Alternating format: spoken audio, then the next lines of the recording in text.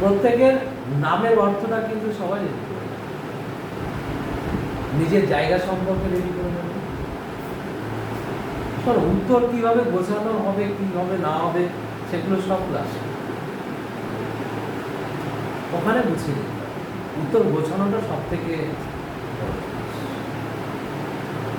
নিজের বিষয় তো আছে। স্পেশাল পেপার কোশ্চেন কি কি হতে পারে একদম পুঙ্খানুপুঙ্খ, সময় লাগবে।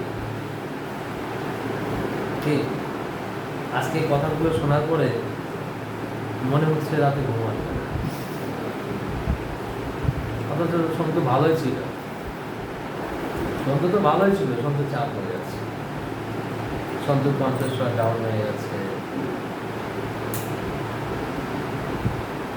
একটা ইন্টারভিউ যদি পারফেক্ট তৈরি করতে হয় বেশ কয়েকটা ক্লাস লাগে, যেহেতু সাবজেক্টের পার্টটা রয়েছে, স্পেশাল পেপারের ব্যাপার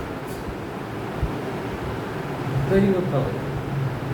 এটা তো মুখস্থ বিদ্যা না যে মুখস্থ করলে আমার ইন্টারভিউ হয়ে যাবে, হতে পারে না।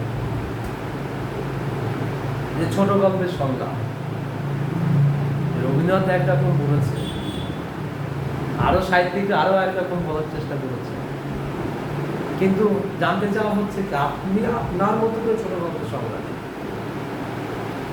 ভাবতে হবে তো কি বলা যেতে পারে। ক্লাসে যা বলে দিয়েছে সেগুলো ছোট গল্প ইউনিক হতে হবে, আমার উত্তর হতে হবে ইউনিক। ওই ঘরে ওই টেবিলে যদি 30 জন ইন্টারভিউ দেয় ওই দিনে, আমার উত্তর হতে হবে ওই 30 জনের মানে 29 জনের থেকে আলাদা, তবেই আমার নাম্বারটা অন্তত হাফ বেশি হলেও আসবে। যতটুকু সময় আছে আমার কাছে সর্বদা চেষ্টা করতে হবে আমার নম্বরটা বাড়িয়ে দেওয়ার,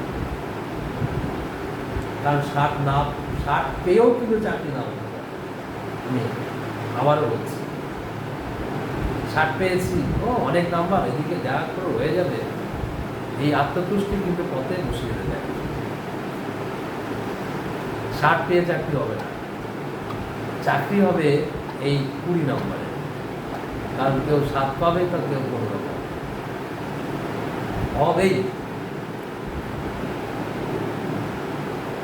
হবেই।